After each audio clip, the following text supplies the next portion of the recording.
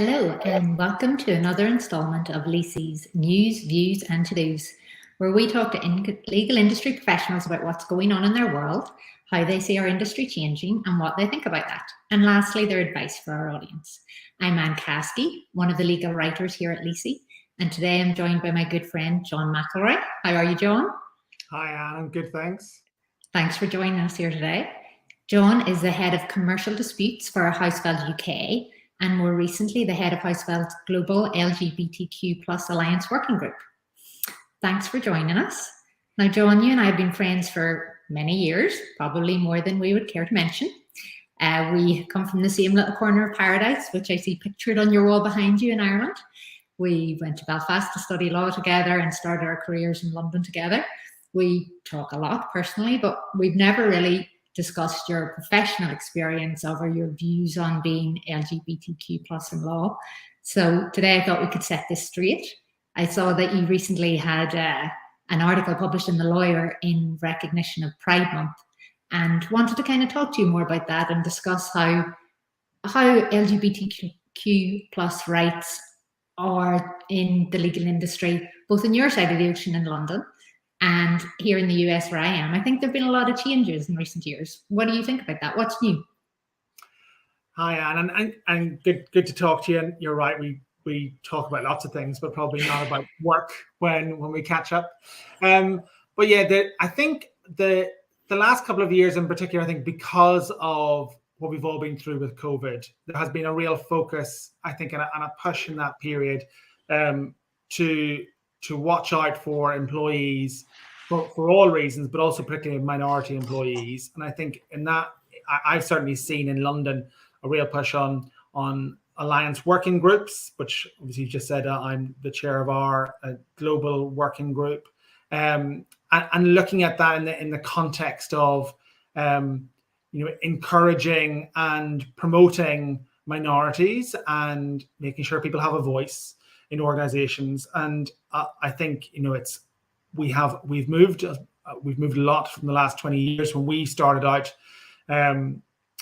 working together, and I think that has to be, it's all positive, but there's still a lot of work to be done. But I think the alliances that are coming out of the last few years have been a real positive, and that's definitely new. And what kind of practical things does the Alliance do, your Global Alliance do? Like, what kind of things do you do as the head of that? Yeah, so before we have various global alliances now. Before that, we had our own internal diversity, equality, and inclusivity groups within each of our offices, and that covered all sorts of minorities rather than focused on one in particular. And we've set the alliances up because we were just conscious that as a relatively small firm with only a few hundred people, it's quite hard to have a big group for any minority in any one office. So by doing that and spreading it across globally and opening it up as an alliance, so therefore people who are allies, so people who maybe have children who identify as LGBTQ plus, or siblings, or parents, that they have somebody to talk to and learn about, and that has been a real success. And I think what's really interesting is we do have representation from all our jurisdictions in the group. People come at it from different angles and have different views, and we try to do sort of global events, global things that enable us all to communicate. So generally we have at least one external speaker every year, and we do that as a fireside chat as a group. But we also then mark various different days within the LGBTQ plus calendar, whether that's a day which marks the transgender movement, or Pride Month, or International Lesbian Day, or whatever it is. And we tend to send out emails and do things around that, just to make sure that, because as we know, not everybody is comfortable being out at work as to their true selves, and to encourage them to know that they're in a place that minorities are welcomed and encouraged and being vocal about those about our own personal lives is a positive for us and for our clients as well. And do you find that there are alliances or any kind of network or support like that just within the local legal community? You know, prior to you having that alliance within your firm, is there a good support network within the legal community in London or broader? Yeah, and certainly in big cities like London and also I'm sure in places like New York and Washington and Los Angeles, there are definitely big organizations where and events, networking events for people to come together, and that has been the case. We have an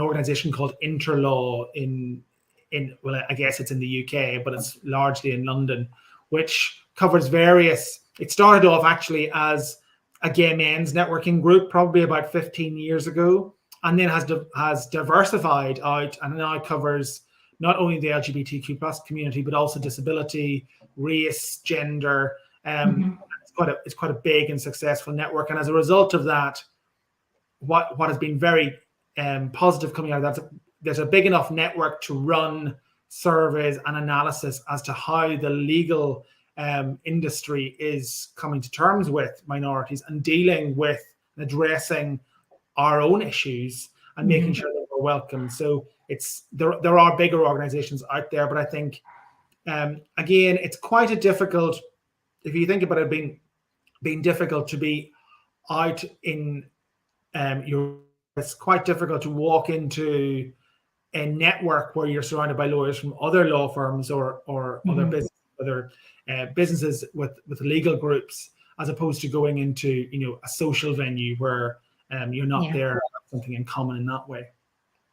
One thing that, from just what I'm hearing you say about the difference nearly between that Interlaw network or ones like it and your Hausfeld Alliance is, I like that the Hausfeld Alliance seems to incorporate everybody, and not that people would be excluded, I assume, from the Interlaw network, but I think it just makes it a firm-wide approach and that we can all benefit from it, that everyone can benefit from it and learn from it, more so than a network that is designed just for, or an events that are designed just for people in the LGBTQ plus community to go to. And not that everybody shouldn't have those, but I do love for us all to have the opportunity to learn and change, because I think we all need that. Yes. Well, when we set ours up, it was very much on the basis that to encourage people who don't identify but who are allies to attend, but just to bring a different perspective to it as well, but also for education purposes, and also it enables people who may identify within that community but who feel that they're still not comfortable enough to be out in the community to still be attending, and nobody's asking questions as to why they're attending.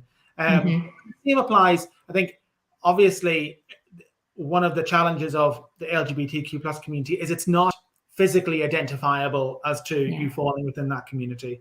Whereas we also have a women's alliance group, and that has men attending it. And that was, again, encouraged for that same reason. Again, our racial awareness group has our white employees attending it, so that it isn't just to the particular minority group, but actually for everybody to understand that the challenges that maybe they're facing in the workplace or outside, and just a forum to have conversations and to learn. I think we did an event last year with the SALU, so one of our global pride events, that was on transgender rights, and it was extremely well attended. It was all virtual, obviously, because we were still in the throes of COVID, but it was just seen by everybody as being such an informative and educational means of spreading information that was coming from people who actually identify in that community. And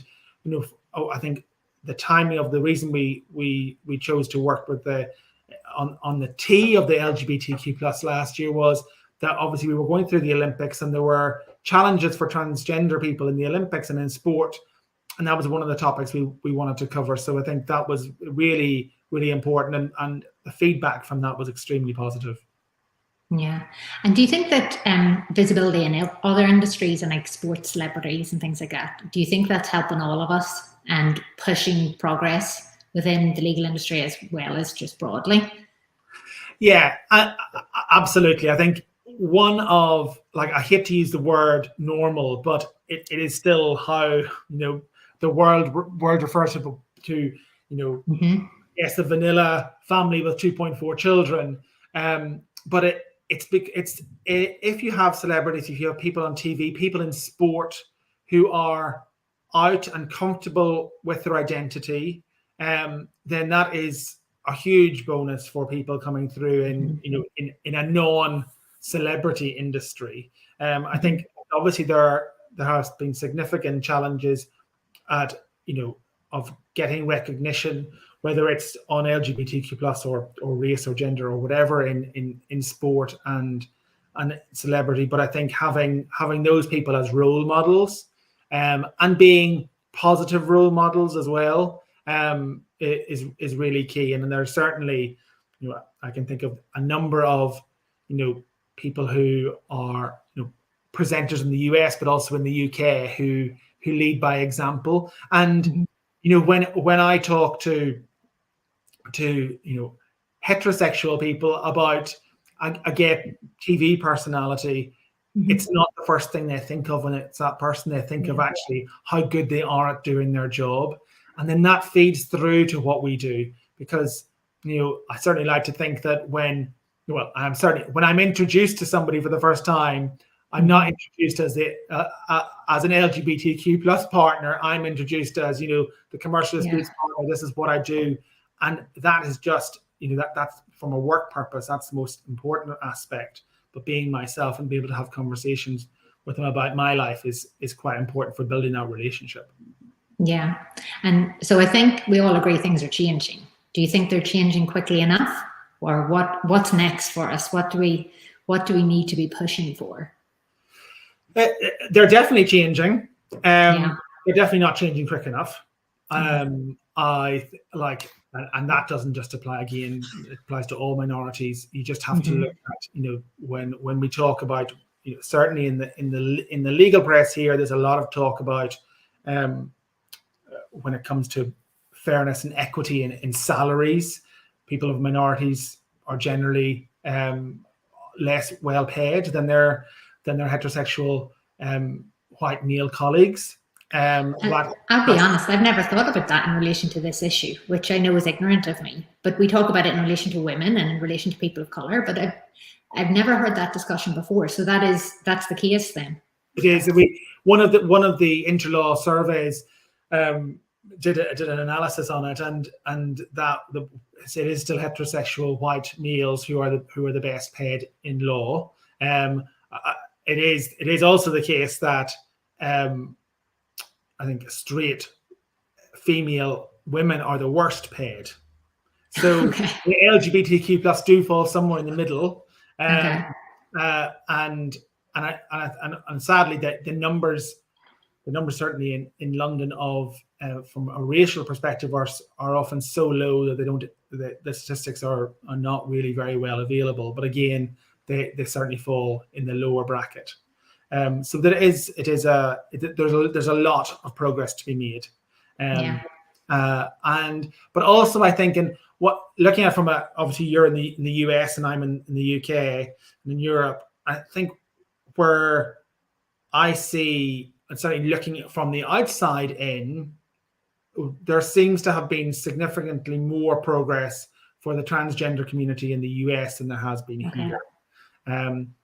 Obviously, part of the challenge anywhere is and I said this at the start, when we talk about a small firm, therefore if you have, I think the statistics are something like 3.5% of lawyers in England and Wales are identified as LGBTQ plus. So therefore, if you have 100 lawyers in your office, you have statistically 3 or 4 who identify, and LGBTQ plus obviously covers a very broad spectrum. So you could have 1 from 4 different minorities within that. And so I think obviously that has an impact here, where we have a population of over 60 million. The US has a much more significant population, therefore are maybe dealing with it better because of numbers. But equally, that may be because I'm looking at it from a London perspective and looking at New York, Washington, Los Angeles, San Francisco, big Seattle, Chicago, wherever, big cities that maybe reflect more than the rest of the US. In the same way as we could look across Europe and certainly see that France and the UK and Spain and Ireland are much more advanced than maybe jurisdictions like Poland and Romania and Bulgaria. Well, I know you're always jet setting off to one place or another, so I'm sure you have a perspective on every one of those places you just mentioned. Sure. There was one thing, I'm jumping a little bit here, but I really didn't want to miss talking about this because it was something you discussed in your article in The Lawyer. And it was about authenticity versus legitimacy. Like, what do you see as authenticity for LGBTQ plus people here in law? Yeah, well, I think what I said was legitimacy. We have it because I think certainly in our jurisdictions, it is unlike 30 years ago, it's now legal to identify as an LGBTQ plus person. It's also legal to have same-sex marriages. All of that kind of thing has certainly developed. So that is a legitimacy. In terms of authenticity, it's then following that through as individuals and being our true selves, and not feeling that we can't be. So I guess unlike when I started out and when I was a junior lawyer and felt that I wasn't able to come out and actually needed to change firms to do so, that was about me being authentic to myself and actually deciding that if I cannot be who I am here, then I need to move and make that change. And that's, I think, with that authenticity then enables people coming through after us to go, this is acceptable. And this is one of the things I think is so important to make sure that we have role models within law firms, within business, right at the top, who have been rewarded not because they are a minority, but because of their abilities to do the job, but their qualities from having had the challenges that they've had to face to get there. Right. The resilience and the grit, as we often like to say. What do you think, thinking of our to-dos here, that firms and other people, individuals in the industry, can do to allow people to be their authentic selves and to make this a more comfortable situation for everyone in the office? Yeah, and this is something, again, I touched on when I spoke to the lawyer about this, I guess in June for Pride Month, is that when you have establishing these alliances within firms is the first step. And then it's about, if you are at a firm where you only have 10 people in your alliance, then you need to start reaching out and working with other firms who also have alliances. So actually working across and not seeing ourselves as competitors to each other, but seeing ourselves as colleagues across different firms, across different businesses, and learning from that. I think that's a step that still needs to take place. We shouldn't, otherwise we end up back in the closet within the firm. And one of the things I think I say is certainly for me as a gay man, every time I meet somebody, I have to come out to them. I have to, I have to choose the time to do that. And that's something we have to do all the time. If we can make that easier by having, networks and people in those positions being comfortable with themselves, so that the junior lawyers coming through can see that this is the right place for me, this is someone that accepts me for who I am, then they can make those informed decisions. So wrapping that up, what would you say to someone starting out today in law who is LGBTQ plus? What advice would you give them? Yeah, well, I think that they will, as all students and young lawyers come looking for their first job will be doing. They will be researching, and they research on the size of the firm, the type of work that they do, the salaries that they pay. But equally, they should be looking, if you are from any minority, looking at what that firm does for the minorities. Who are their spokespeople? Who are they? Are they comfortable with themselves? Is this a place I want to work? Because as important as it is to be well remunerated for the work you're doing, you also need to be really happy at given that it's the place that you will spend more of your time in your week than anywhere else. You choose your friends carefully. You should also choose your employer carefully and make sure they fit to what your ethos is, and whatever it is, whether that is a minority or a belief when it comes to human rights or whatever it is. Choosing the right place. I think that's a key thing, especially for somebody from a minority looking at it, going, what's out there about firms, about their people. And if they have people who are good role models, they will be talking about that, and there'll be information available. Yeah. Well, John, I'm glad you chose me as a friend, and I'm very grateful for you giving up some of your day for us today. I know you're very busy, so thank you for coming on today. No, it's been a pleasure. Thank you for having me. Thank you. And thank you to our listeners. Our next episode of News, Views and To-Dos will be out in a couple of weeks. We hope you'll join us again then.